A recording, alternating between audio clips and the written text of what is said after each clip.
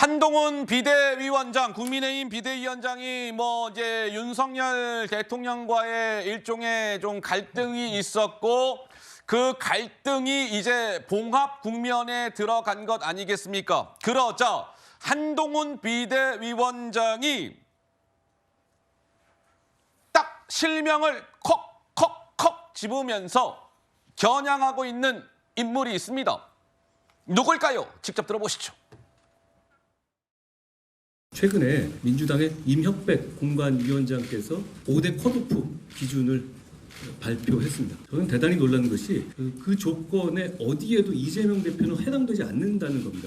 그렇게 만들기 정말 어려울 것 같거든요. 그런 식의 정치를 해서는 안 된다고 생각합니다. 이재명 대표는 불체포 특권 포기를 대선 공약으로 걸었던 분이죠. 그렇지만 그냥 바꿨죠. 아무런 논리적 이유 없이. 이재명 대표님이라든가 이 노웅래 의원님 같은 경우는 재판을 계속 법원에서 밀어주잖아요. 정치개혁에 대해서 5가지 정도를 얘기했는데 저희는 민주당이 반대하더라도 우리라도 하겠다는 말씀을 드립니다. 핵심은 제가 처음에 강조하지만 실천입니다. 저희는 이거 바로 할 거고요. 이거 이렇게 말해놓고 안 하기에는 좀 속된 말로 쪽팔려서 못 할 거예요.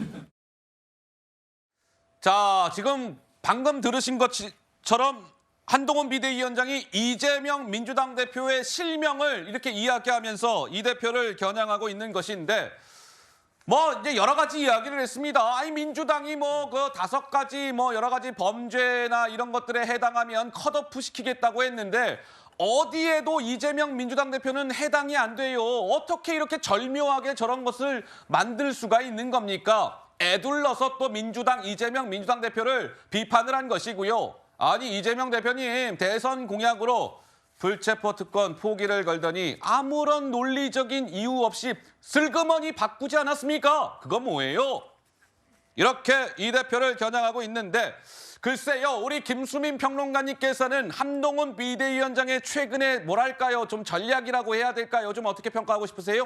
전략이 법무부 장관 시절의 전략에서 달라진 게 없는 것 같아요. 무슨 얘기가 나오면 다 민주당을 걸고 넘어지는 그런 전략을 펴고 있고 너무 많아요. 그런 사례가. 예를 들면은 법인카드 의혹 이런 걸 꺼내가지고 이제 역공을 한다거나. 근데 그것은 사실 본인의 문제 이런 것들은 본인 스스로가 털 생각을 해야 되는 거지 남의 문제를 끌어들인다고 해서 될 일은 아니다.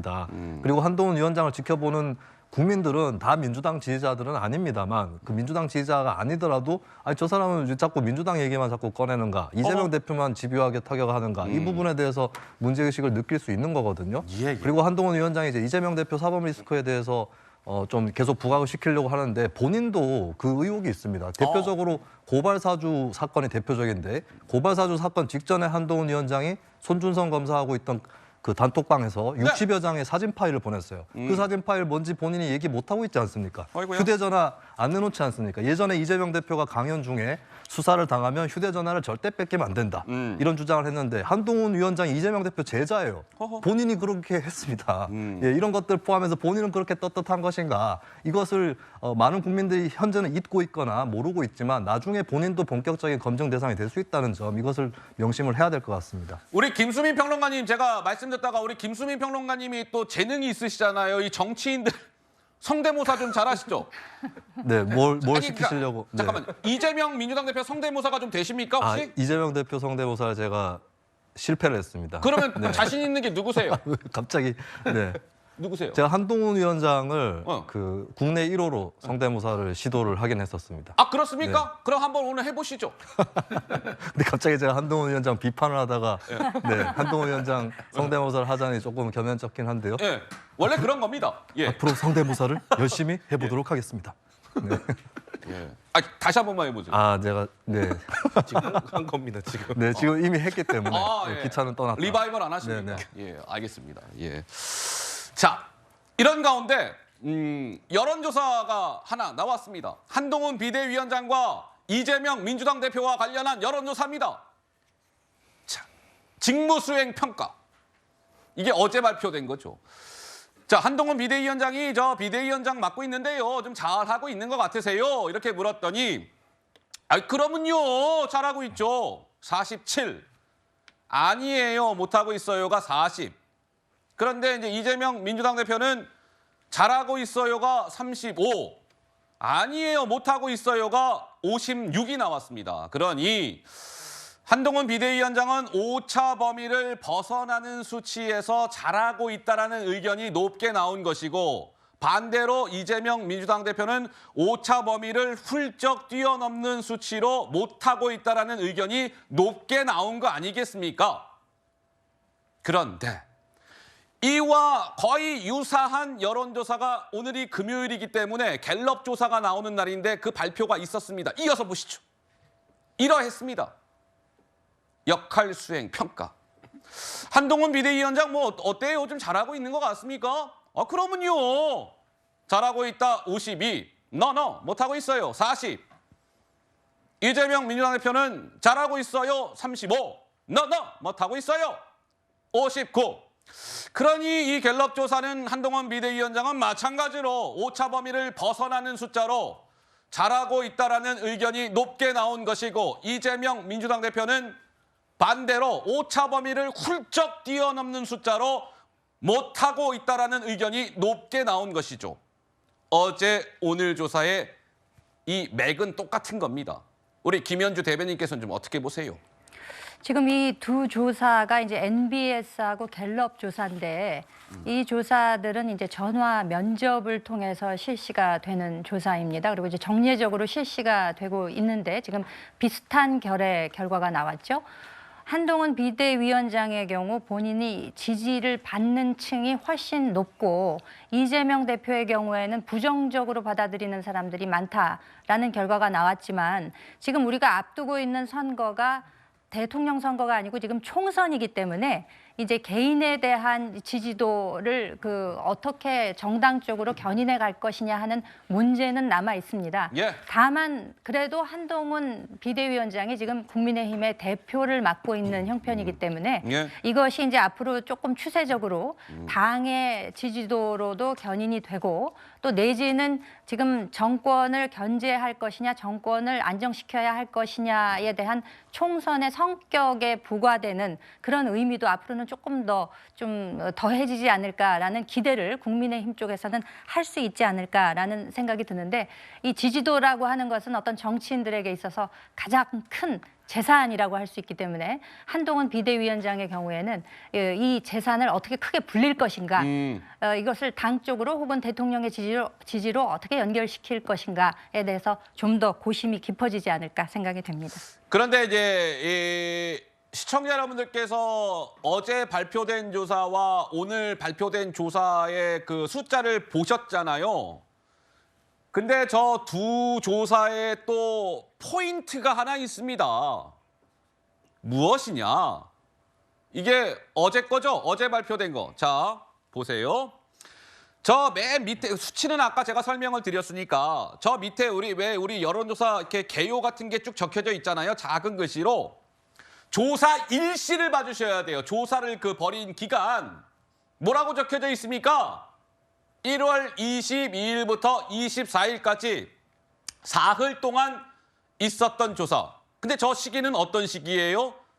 뭔가 윤석열 대통령과 한동훈 비대위원장이 막 갈등이 있다, 이런 보도가 나왔고, 근데 급기야 충남 서천에서 저 두 분이 만나서 봉합 국면에 들어갔다.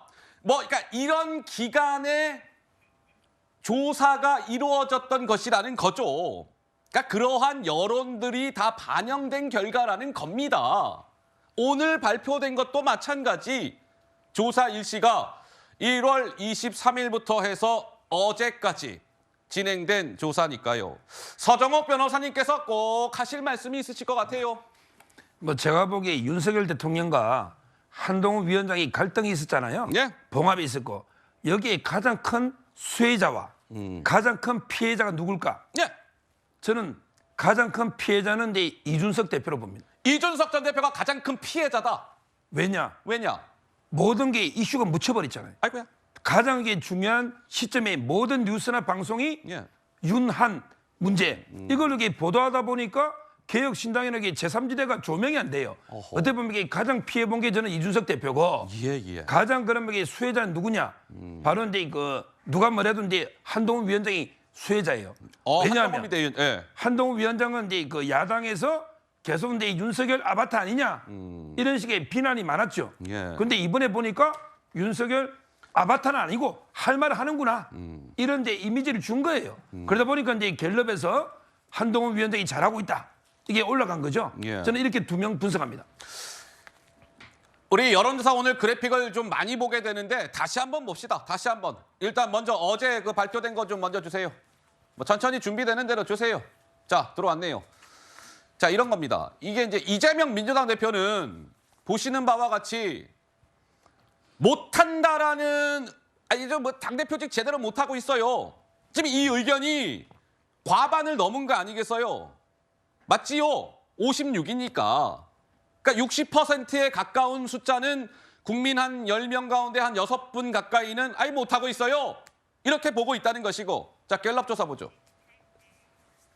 갤럽 조사는 이재명 대표가 못하고 있어요. 이게 59 아니겠어요?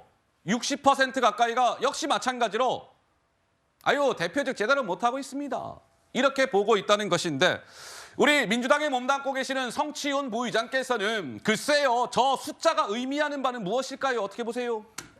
매우 충격적인 수치로 받아들여야 된다고 생각합니다. 그래요? 예, 그렇습니다. 지금 이재명 대표에 대한 그 긍정평가와 부정평가 비율이 딱 윤석열 대통령에 대한 직무평가 비율과 거의 흡사합니다. 거의 한 3대, 35대, 한 55, 60.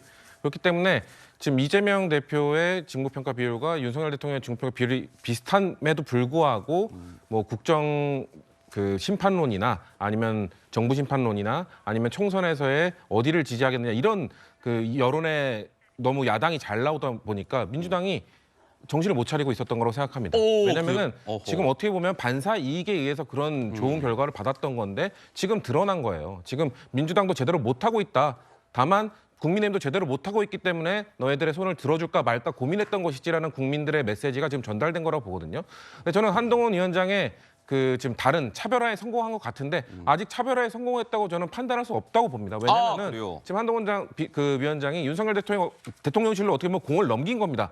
이거 뭐 사과할 건지 어떻게 할 건지 뭐 지금 대통령실에서는 뭐 대담으로 하니 많이 지금 얘기가 나오고 있는데 어쨌거나 그거 결과를 보고 한동훈 위원장이 김경률 비대위원의 조언을 진짜로 듣고 싶었다면 그 이후에 어떻게 하는지를 보면 되는데 어쨌거나 그래도 그 다른 목소리를 포용하는 모습만 보여준 것만으로도 지금 지지율이 잘 나오지 않습니까? 민주당이 보고 배우면 되는데 지금 민주당 행태는 정반대로 가고 있거든요. 아이고야. 친명이라고 하시는 분들, 이재명 대표를 위한다는 분들, 이재명 대표를 지키겠다는 분들이 하고 있는 행위가 뭡니까? 이재명 대표와 조금 다른 목소리를 갖고 있는 분들을 민주당스럽지 않다면서 쳐내고 있거든요. 배척하고 있거든요.